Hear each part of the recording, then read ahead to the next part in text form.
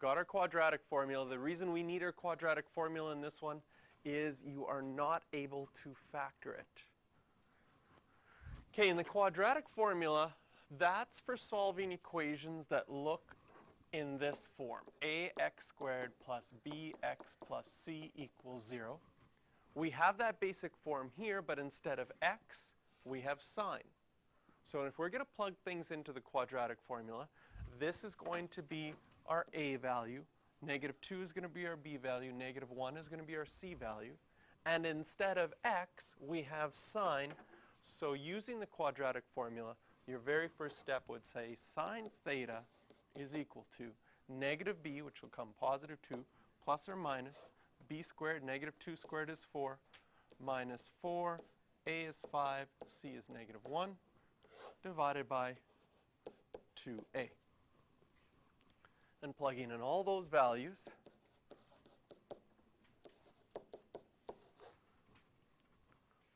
square root of 24 over 10. Now with the plus or minus there means that you have two different answers.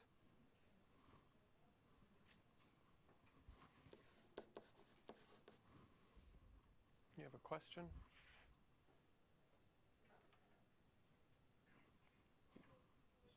Yeah, go ahead. With the 2 out in the front? So from the formula starts off with a -b, and then you would have a -2, and that makes it positive.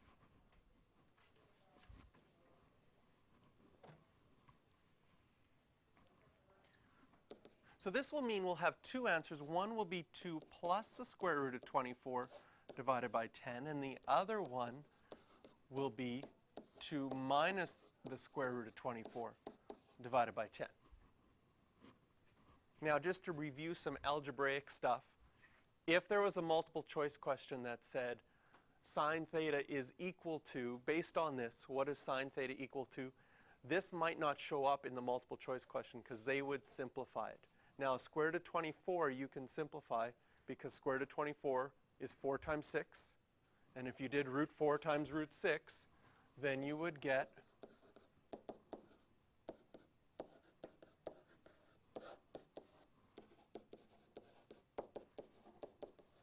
a 2 could come out. And then because you can factor out a 2 out of the whole thing,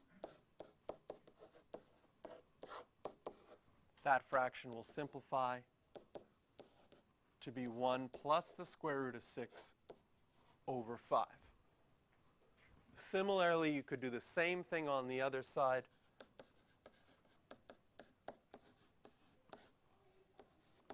And you would get 1 minus the square root of 6 over 5. So if there was a multiple choice question on the final exam, they might get you to simplify that, and that would be listed in the answer. So now we've solved for sine of theta. We still need to figure out what's happening here. First of all, I want you to notice for sure that that's a positive value for the first one. For the second one, does it make sense that root 6 is bigger than 1 as a mental estimation? Root 6 is somewhere between 2 and 3. So if I subtract 1 minus that, that whole answer will be negative. That's important because if we're solving for this, and I should have specified a domain at the beginning, let's just do the regular domain between 0 and 2 pi once around the circle. Now that we've found out that this one is positive, we know that it's in quadrant 1 or quadrant 2. And this one being negative tells us it's in quadrant 3 or quadrant 4. Even though it's not a nice number, we can still find the reference angle and draw it out. So what does this look like?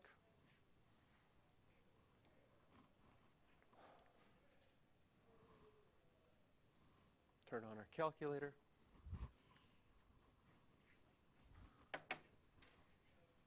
First of all, I'm going to look at 1 plus the square root of 6. Okay? What if I just go divide by 2 here, because this is a typical way someone would write this in. You'd write 1 plus the square root of 6 divided by 2, because that's how you read it. What's happening right now is only the root 6 is getting divided by 2. The 1 isn't. So again, if you have the newest calculator with the newest system, go alpha and then y equals so that you can write it as a fraction. You will make less mistakes if you can write it exactly as you see it. And we find out that 1 plus root 6 divide by 5. Thank you.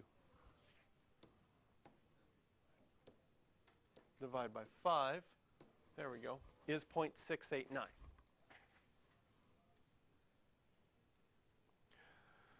So now, if we want to, we can store that value so we don't have to type it in over and over again as x, or you could have just used the answer. We want to find out if that's the decimal. Go back to our notes here, because sometimes it's easier to imagine this. Sine of theta is 0.689, 6898, 69.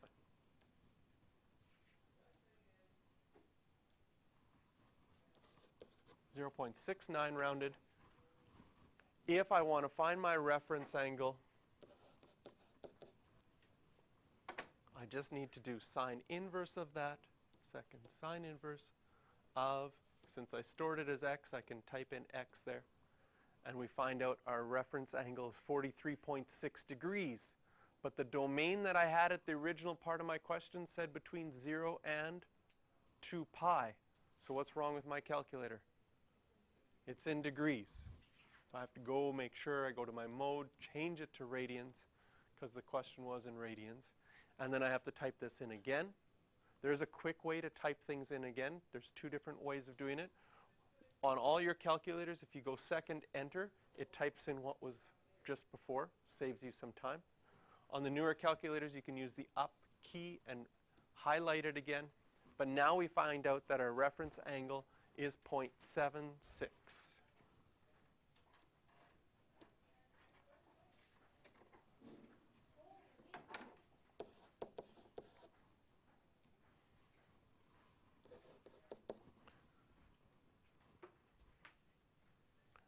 And these should be approximation signs. So in quadrant 1, it will be 0.76. And if you had that reference angle of 0.76 in quadrant 2, does it make sense that you would go pi minus 0.76?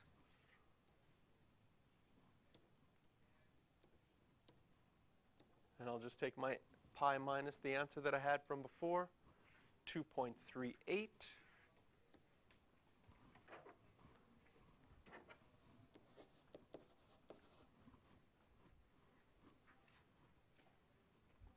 So we get our 2 answers of 0.76 and 2.38 from the first one.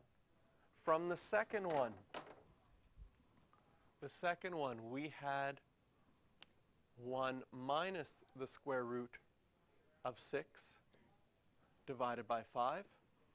And this gives us a negative answer, negative 0.29.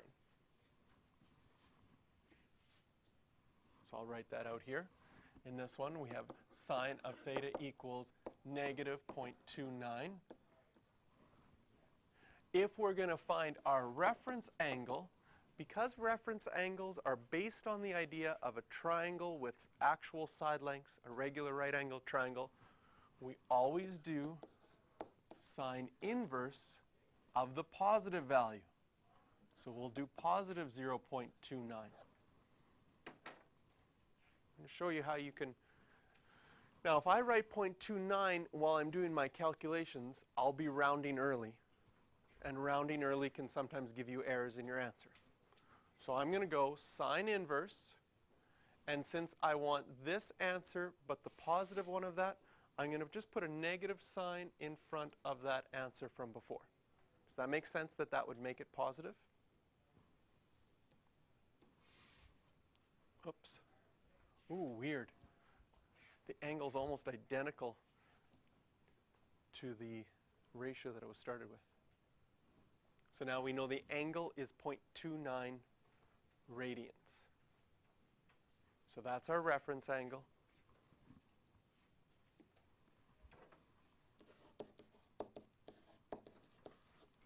Now we have to think in quadrant 3, and we have to think in quadrant 4 with that reference angle of 0.29 right there.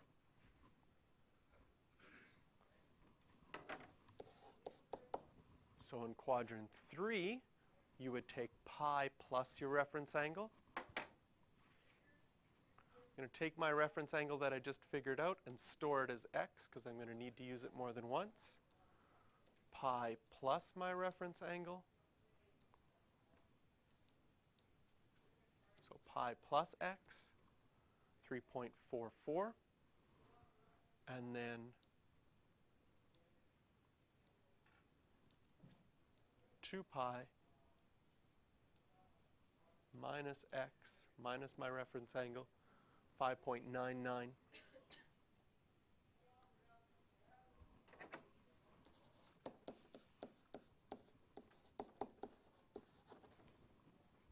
Will be those two answers.